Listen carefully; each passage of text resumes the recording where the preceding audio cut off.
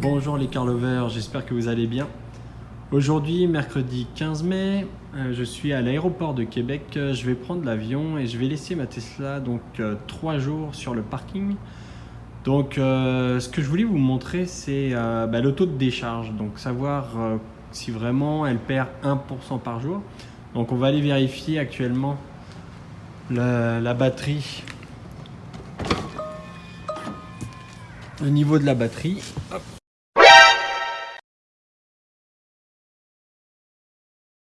Donc là, comme vous pouvez voir, j'ai 338 km d'autonomie. Si on regarde dans les réglages au niveau de l'affichage et on va au niveau de l'énergie, j'ai 68%.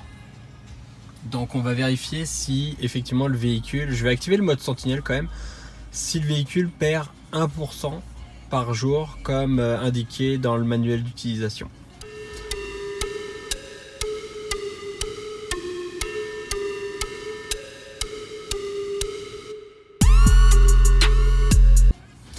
Je vais repasser en distance, c'est quand même plus simple à lire, savoir combien de kilomètres il reste, et puis on va constater cela dans 3 jours. Bonjour les car lovers, je vous refais une vidéo en fait au retour de mon voyage, à peu près 3 jours là. Et comme on peut voir, je n'ai plus que 236 km de batterie. Je vais regarder au niveau du pourcentage, voir ce qu'il me dit. Hop.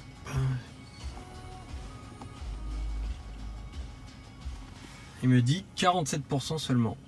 Donc j'avais le mode sentinelle, donc le Sentry Mode activé là. Généralement consommé, en tout cas, je pense que je vais faire mes calculs, mais on est bien loin des 1% par jour indiqués dans le manuel. Donc je referai des tests ultérieurement pour m'assurer en fait que c'est vraiment le mode sentinelle qui a déchargé la batterie. On peut voir également qu'il y a eu 4 événements. Malheureusement ça indique pas l'heure ou ça indique rien de plus là en balayant, comme vous pouvez voir là. Je vais essayer de maintenir. Non, on sait qu'il y a 4 événements de survenue. De toute façon c'est enregistré sur la clé USB que vous avez en fait